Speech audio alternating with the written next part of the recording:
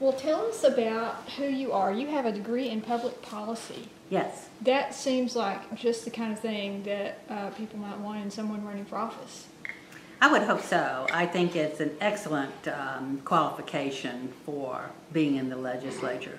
I pursued a doctorate in public administration and policy at Virginia Tech after having a career in social work. And while I worked so hard with people who were trying to improve their lives and their circumstances, it was always the policy and the laws that would really interfere. And so it wasn't enough just to do the social work. I needed to know how to influence that policy. So that's always been my trajectory in trying to help people be all that they can be.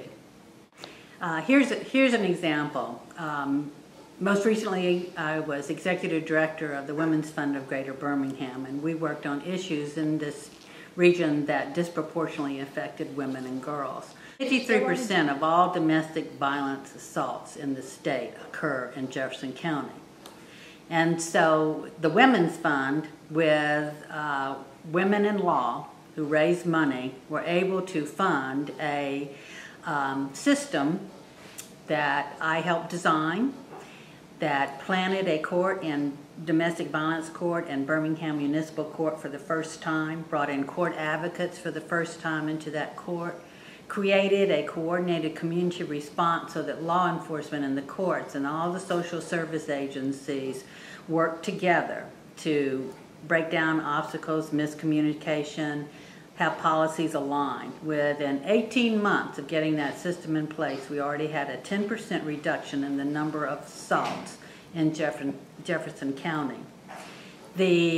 What held us up, however, were issues at the state level. The legislature did not pass, even though we asked, for them to sponsor legislation to change strangulation from a misdemeanor to a felony. Your hands are not a deadly weapon. However, we do know that if you strangle someone, the next time you escalate, you're more than likely going to have a weapon with you, and that's when the deaths occur. Strangulation is a misdemeanor? It's a misdemeanor because your hands are not a lethal weapon. Yes, ma'am. I'm shocked. It should be. It should happen. The other thing is the state has all sorts of ways to collect data on arrest records, et cetera, but not for domestic violence. And so we had a prototype connecting Birmingham Municipal Court, Jefferson County Circuit Court Domestic Violence Court, and the Bessemer one, so that these judges would know when a perpetrator had a record.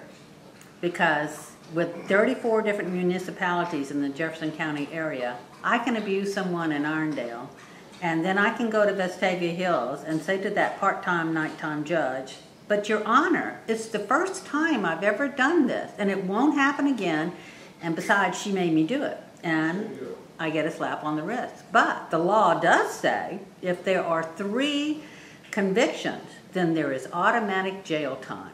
Now the judge has a discretion to do jail time before the automatic 3, but that's when it kicks in. So there's an example of the law is good, but the state just cannot get the interfaces with the court to have the system we need so that we can put these perpetrators in jail.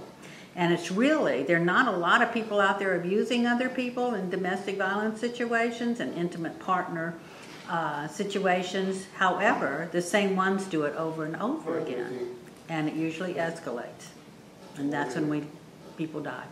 I think I live in a district that is heavily Republican. The incumbent is not known. When I knock on a door and I say, "I'm running to be your state representative, do you know who's serving you now?" No. And so I knew that was one thing I could do. And at first I was trying to do a very shoestring operation. The whole notion of some of these PACs just bothers me terribly. And you know, that's one reason I'm running, is that the legislature hadn't even passed PAC-to-PAC transfer, stopping those, hasn't passed the ethics reform at all. But I just felt like I was going to have to raise money from individuals and that I was also going to have to show a lot of people in this district who I was, and the best way to do it was face by face, face to face. And I'm like the Tea Party, I'm fed up with all of this partisanship and all of this corruption and greed and power and everything else that takes it out of the hands of the people.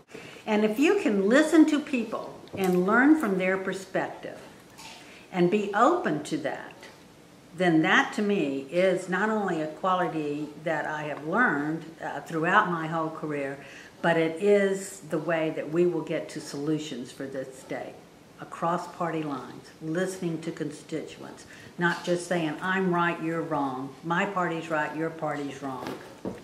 It's not the way to do it.